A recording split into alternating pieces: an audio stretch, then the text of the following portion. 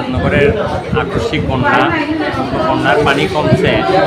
তো পানি কমার কারণে স্বাভাবিক মানুষের মধ্যে রোগ ব্যাধি, নানা ধরনের রোগ ব্যাধি, পানিবাহিত রোগ, বিশেষ করে পেটের পীড়া, চর্মরোগ, নানা ধরনের পানিবাহিত রোগ ছড়িয়ে পড়ছে। তো আমরা এখানে সিলেটের কয়েকজন ডাক্তার আমাদের সাথে যুক্ত হলে আরও আমি মনে করি যে সবার এগিয়ে আসা উচিত।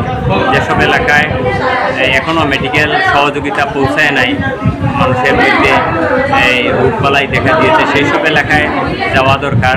আমরা চেষ্টা করব আমাদের এই মেডিকেল সহযোগিতাটা, মেডিকেল ক্যাম্পিংটা অব্যাহত রাখতে। তবে প্রথমে ধন্যবাদ জানাই বুলবুল ফার্মেসির প্রতিষ্ঠাতা এবং যারা আছেন। আমাদের প্রচুর বন্যা কবলিত এলাকা, যেখানে বন্যা কবলিত অসহায় মানুষ বিভিন্ন রোগে আক্রান্ত হয়েছে, কিন্তু অসহায় এরা কিন্তু রীতিমতো চিকিৎসা সেবা পান না, গরিব অসহায়। ধন্যবাদ যেহেতু ওনার উদ্যোগে আর সিলেটে ডাক্তার মহোদয় এবং মহিলা ডাক্তার সহ অনেক ডাক্তার সহ অনেক ওষুধপত্র দিয়েছেন। ওরা বিনা পয়সায় চিকিৎসা এবং ঔষধপত্র দেওয়া যায় না। কিছু পরিমাণ রোগী একজন তারা চেষ্টা করা, ভবিষ্যতে আমরা আশা করি তারা এই সময় সামাজিক কাজে বা অগ্রমানবতার কাজে এগিয়ে যেতে সেই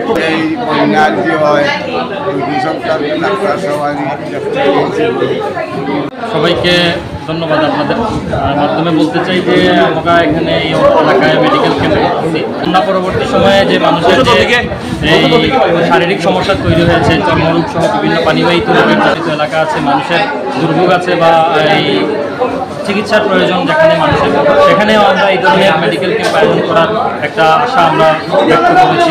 এবং সমাজের যারা উচ্চবিত্ত বা বিভিন্ন শ্রেণী পেশার মানুষ আছেন, যাদের সুযোগ সুবিধা আছে, তারা এই ধরনের আয়োজনে অংশগ্রহণ করবেন, সহযোগিতা করবেন।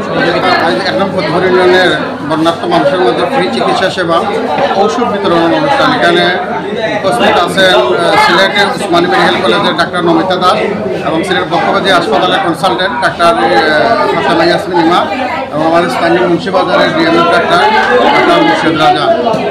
এখানে মূলত উদ্দেশ্য দিয়ে গরিব ও বন্যার্থ পানিবন্দী মানুষের চিকিৎসা সেবা এবং ঔষধ বিতরণ, যাতে মানুষ সুশৃঙ্খলভাবে ঔষধ পানিবন্দী মানুষরা আসলে সেবা পাচ্ছে না, সেরকম সেই সেবা দেওয়ার জন্য বুলবুল ফার্মেসির সহযোগিতায় সিলেটের ডাক্তারদের ইয়াতে এখানে এই অবস্থানটা নেওয়া হয়েছে। তোমার মানুষ আছেন বা আছেন, শুধু ফতেপুর ইউনিয়ন নয়, ফতেপুর ইউনিয়নে আরও বিভিন্ন এলাকা রয়েছে যেখানে মানুষ চিকিৎসা সেবা পাচ্ছে না, খাবার পানি পাচ্ছে না এবং নিরাপদ পানির একটা নিরাপদ পানি, নিরাপদ খাবারগুলো পাচ্ছে না।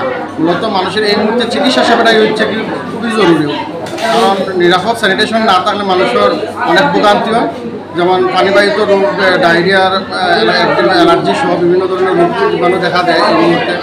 এখন মূলত হচ্ছে কি মানুষের চিকিৎসা সেবাটা হচ্ছে কি মূল কাজ। আমরা বা বুলবুল ফার্মেসির দেখা দেখি যদিও আরও বিভিন্ন এলাকাতে বিভিন্ন ধরনের মানুষরা এগিয়ে আসেন মানুষের চিকিৎসা সেবা দেওয়ার জন্য, এলাকার মানুষ কিছুটা উপকৃত হবে।